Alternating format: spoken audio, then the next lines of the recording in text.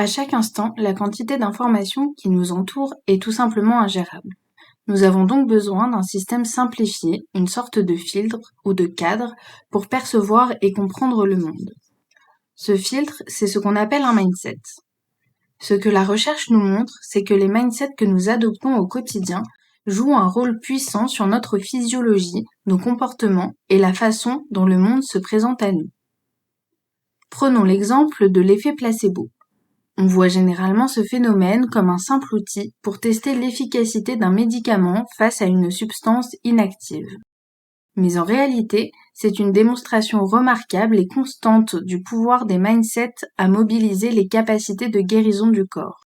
Même en l'absence de toute substance pharmaceutique, une revue d'essais cliniques suggère que 60 à 90% de toutes les maladies bénéficient d'un effet placebo. Cela inclut des pathologies aussi variées que l'anxiété, la dépression, l'arthrose, l'hypertension et même le cancer.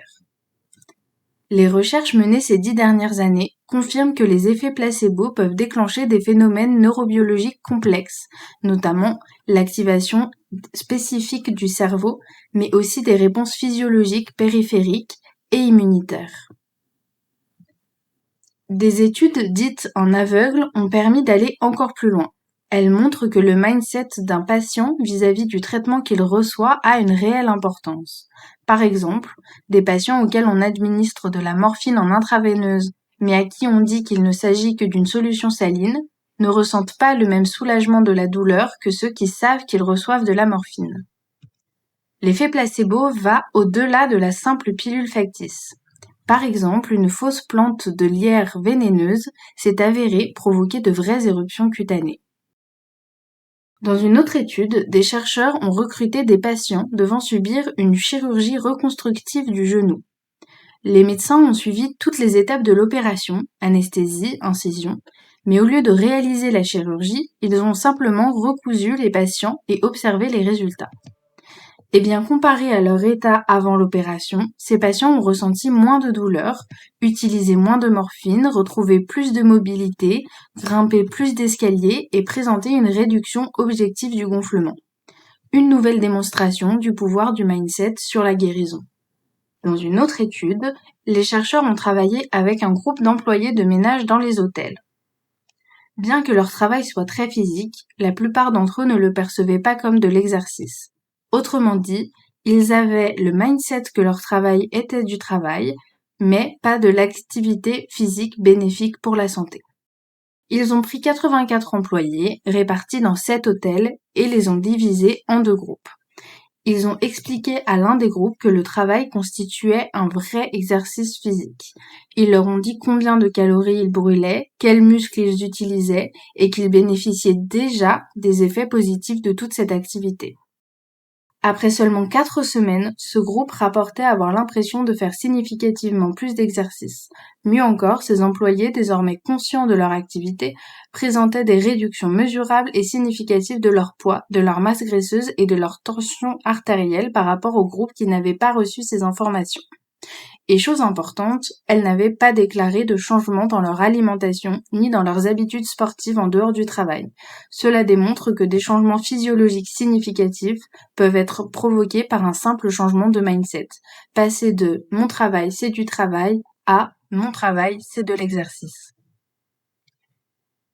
Dans une autre étude, Kroom et ses collaborateurs ont accueilli des volontaires dans un laboratoire métabolique à l'université de Yale.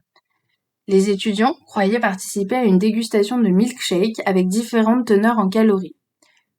Les chercheurs leur ont posé une perfusion afin de mesurer leur réponse physiologique au milkshake. Plus précisément, ils se sont intéressés à leur niveau de gréline. La gréline est une hormone sécrétée par l'intestin en réponse à ce que vous mangez. Son taux diminue proportionnellement aux calories ingérées. Autrement dit, après un repas riche et calorique, votre taux de gréline chute fortement. Cela signale à votre cerveau qu'il peut arrêter de manger et qu'il se sent rassasié.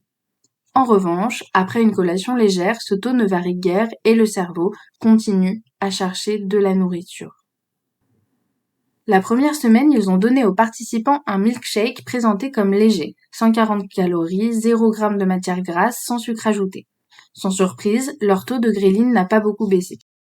La semaine suivante, les mêmes participants sont revenus. Cette fois, le milkshake était présenté comme indulgent.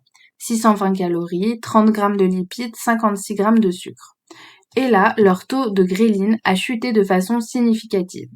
Le piège, les 2 semaines, ils avaient bu exactement le même milkshake. Donc cette chute plus marquée de la gréline en réponse au milkshake indulgent était due exclusivement à leur mindset sur ce qu'ils buvaient. Leur attente quant à l'effet du milkshake sur leur appétit avait significativement modifié leur réponse physiologique à un produit identique. Toutes ces études nous montrent la même chose. Le mindset que vous adoptez dans une situation donnée peut produire des changements physiologiques objectivement mesurables, que ce soit à travers l'effet du placebo, de fausses opérations, du foliaire vénéneux, des étiquettes alimentaires ou simplement le fait d'être informé que votre travail est de l'exercice. Votre mindset compte pour votre santé, vos performances et votre croissance psychologique. L'objectif de cette formation, c'est de vous aider à utiliser le pouvoir de votre mindset pour transformer le stress que vous avez déjà dans votre vie en quelque chose de bénéfique pour vous.